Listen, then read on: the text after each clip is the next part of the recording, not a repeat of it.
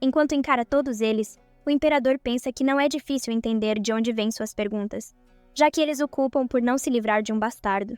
Enquanto isso, os nobres cochicham sobre a senhorita Svenbach realmente estar protegendo aquele garoto. E outros perguntam se ela realmente tem o garoto e como isso é possível. A família Svenbach está por trás disso?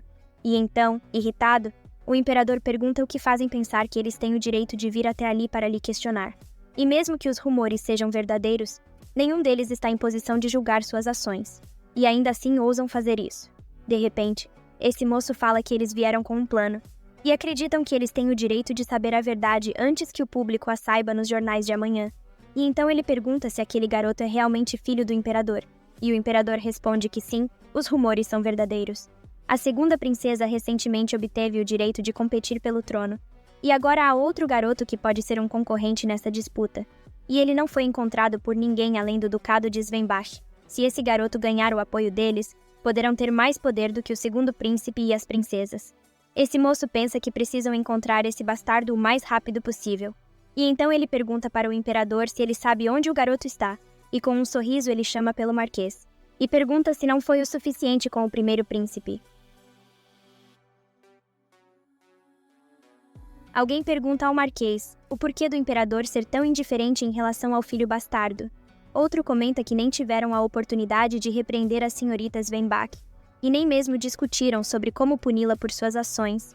Mas agora eles não podem fazer nada, enquanto o marquês manda eles calarem a boca. Ele se lembra das palavras do imperador sobre a criança estar viva e bem, e quando mandou todos ficarem calados, a menos que consigam inventar algo que desperte seu interesse. Ele fala que são todos tolos, pois eles nem mesmo conseguiram reunir coragem para responder o imperador. De repente, alguém aparece falando que nossa prota enganou todo mundo.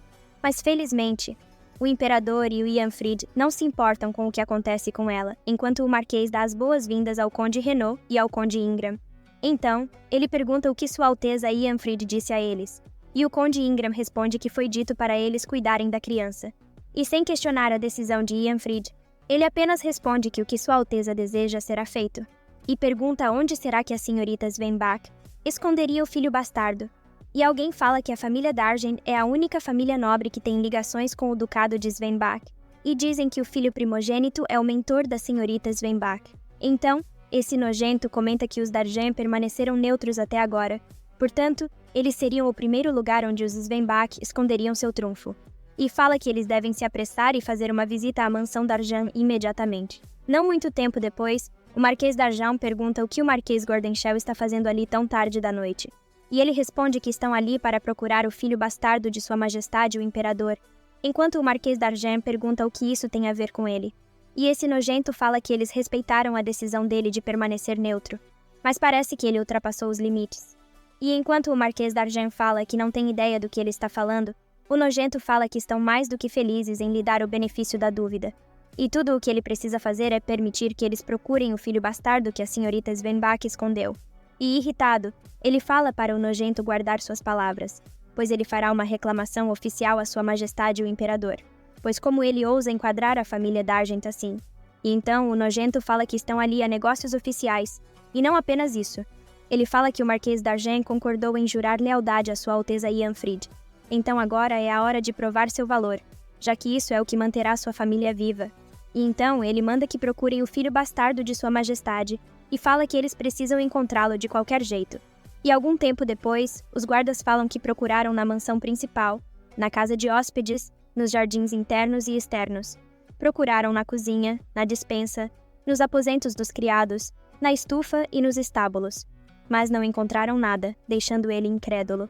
Então ele grita que verifiquem de novo, e atentem-se em olhar em todos os cantos, enquanto o guarda concorda. E cheio de confiança, o Marquês Dargen fala que tinha avisado que o garoto não estava ali, deixando-o nojento e irritado. O local foi revistado por completo, mas eles não conseguiram achar nem um único fio de cabelo dourado.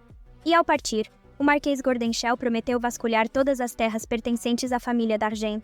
E irritado, ele comenta que o Marquês Gordenshell é um imbecil rude e insolente, pois aquilo não tem nada de ordem oficial e ele deveria registrar uma reclamação agora mesmo. E nosso ruivinho fala que eles acreditam que o Ianfrid é o sucessor do trono. Então, para eles, suas ordens são consideradas oficiais. E puto da vida, ele fala que eles o trataram com desrespeito, e o nosso Ruivinho fala que já tinha lhe dito isso antes. Mas os apoiadores do Ian Fried são todos uns canalhas e não valem nada. E incrédulo, ele pega a arma mais perigosa do mundo todo e dá uma chinelada em seu filho, enquanto manda ele calar a boca. Seu pai fala que estavam sujeitos a esta desgraça por causa da ligação que seu filho fez com o ducado de Svenbach. E o nosso Ruivinho fala para ele não se preocupar, pois é apenas uma questão de tempo até esses canalhas encontrarem a sua ruína, enquanto seu pai fala que nesse ritmo sua família cairá antes deles.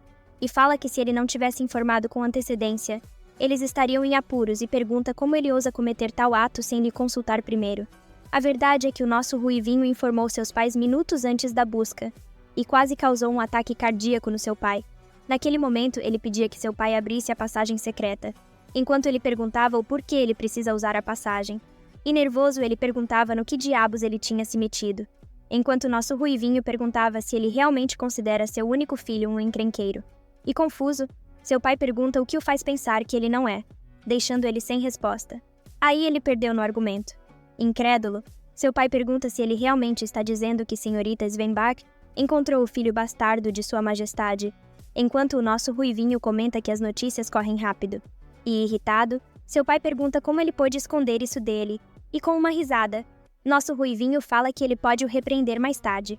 Mas por enquanto, ele precisa que seu pai abra a passagem secreta, enquanto seu pai diz que não consegue entender como um encrenqueiro desse tipo é seu filho.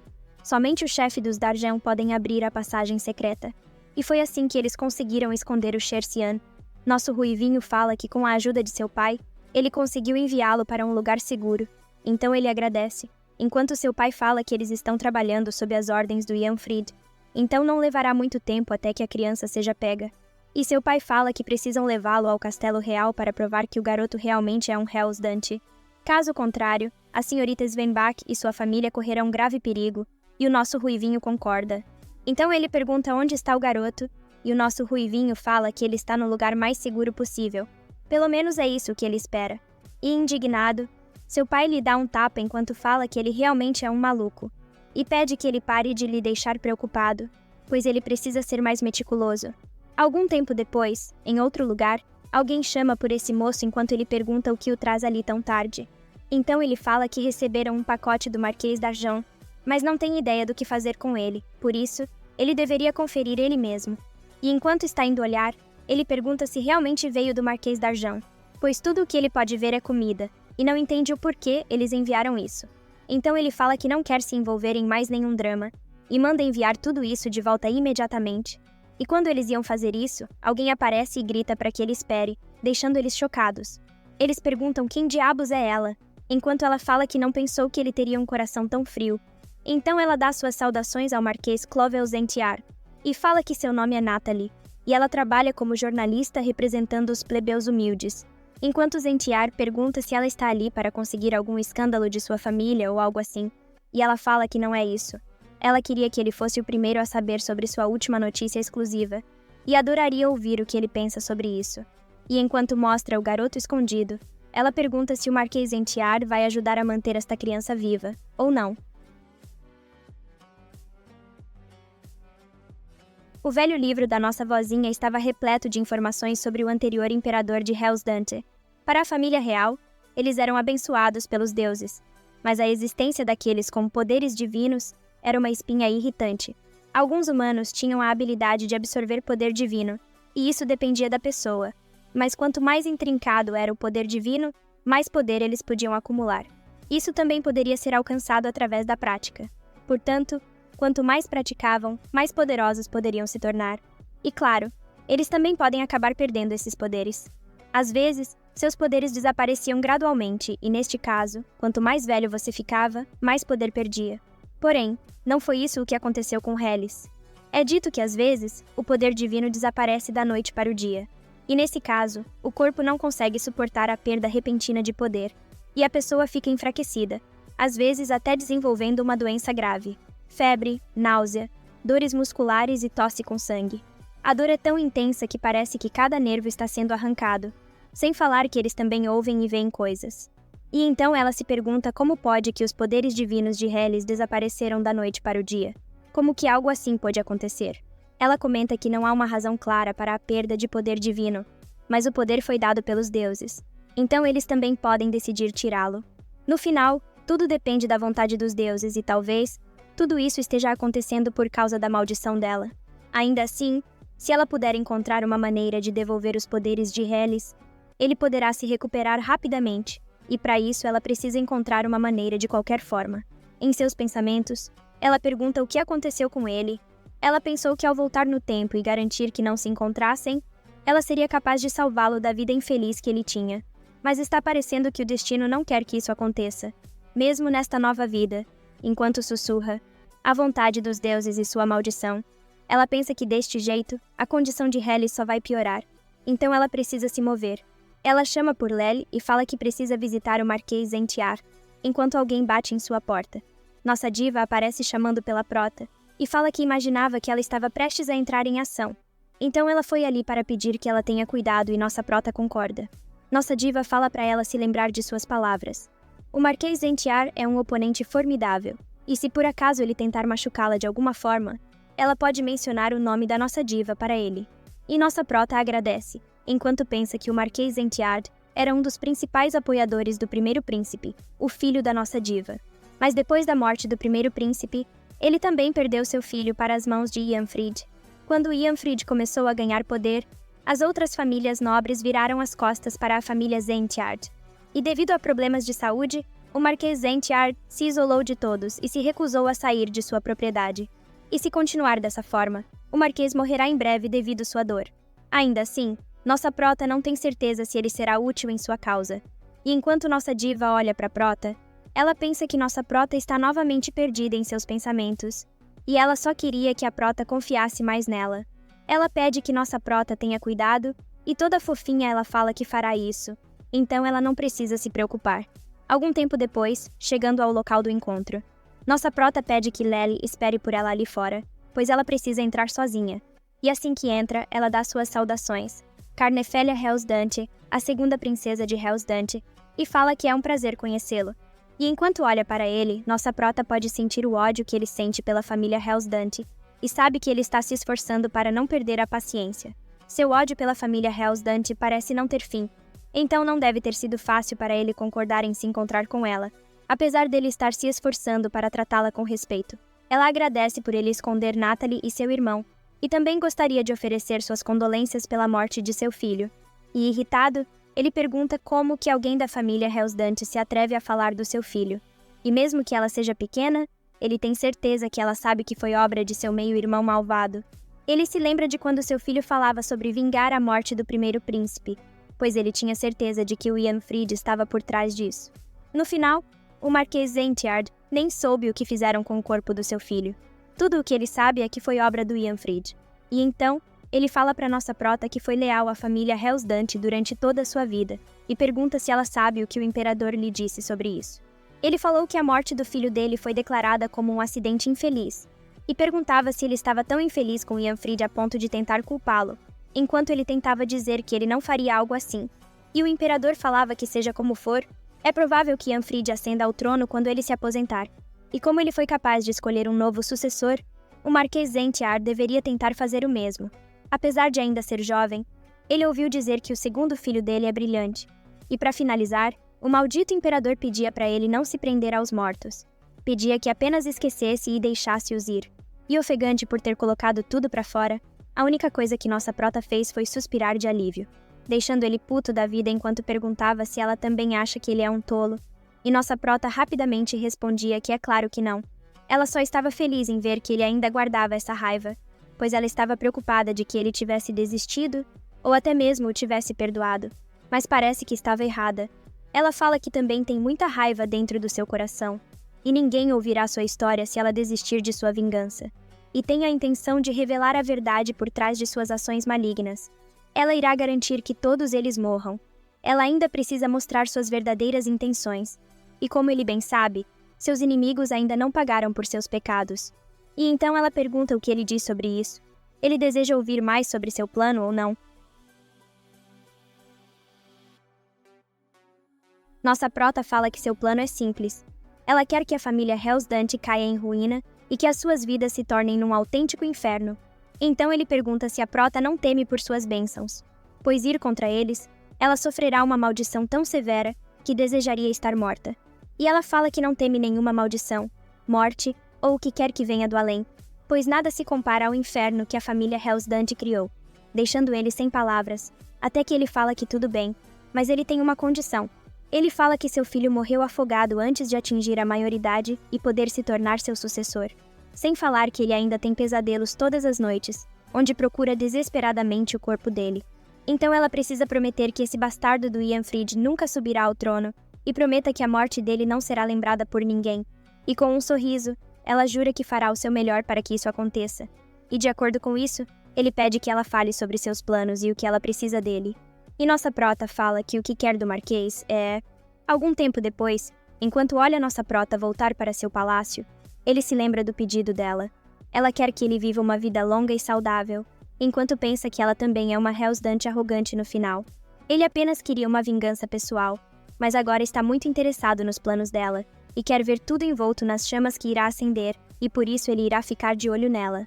No outro dia, enquanto come com nossa diva, nossa prota está muito feliz por Natalie e Shersian já estarem seguros.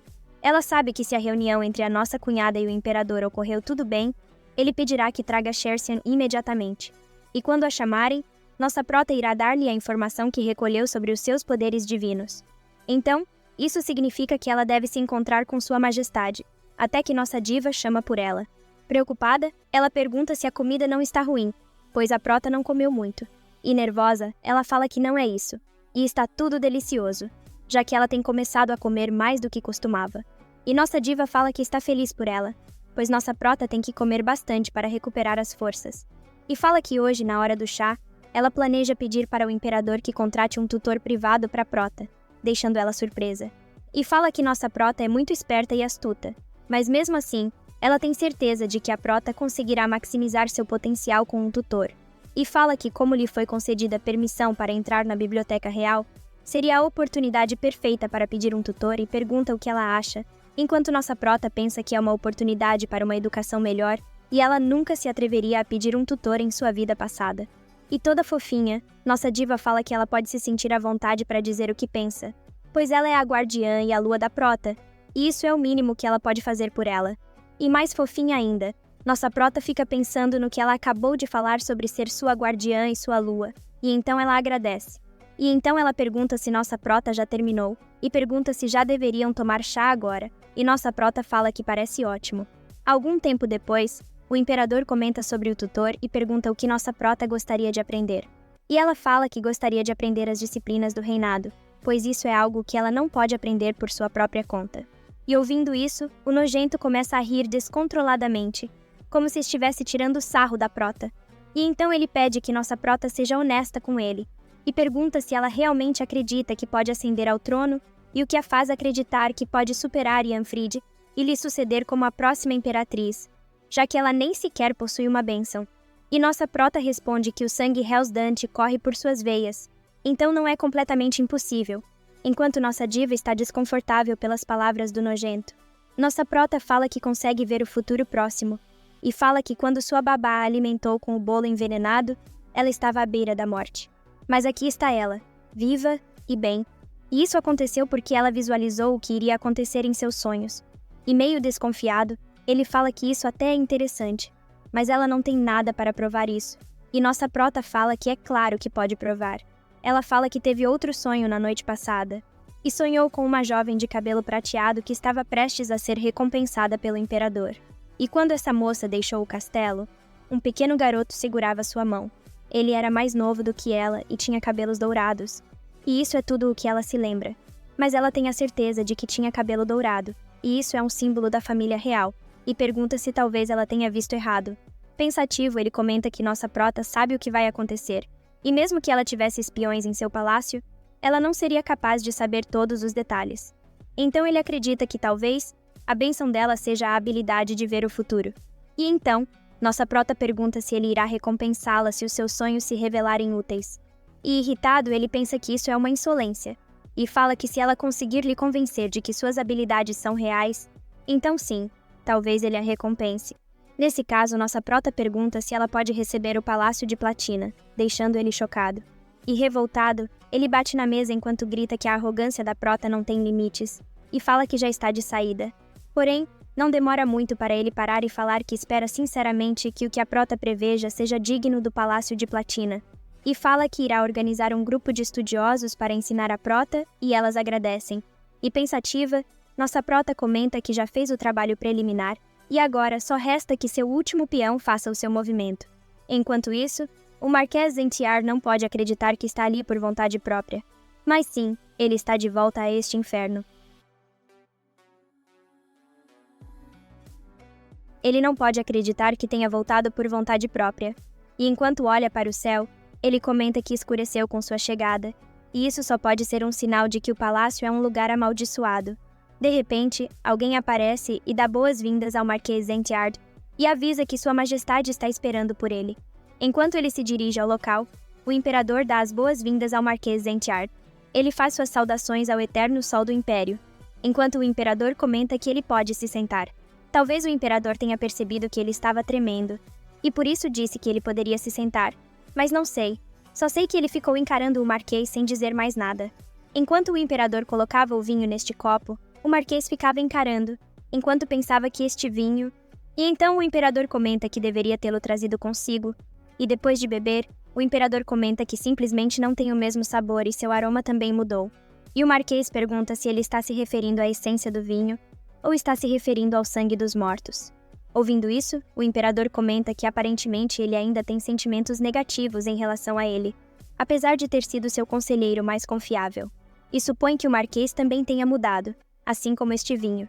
E pensativo, o imperador comenta que ele deu as costas a ele depois da morte do seu filho, e foi o mesmo com Arelentina, e se pergunta como puderam escolher os filhos mortos deles em vez do imperador.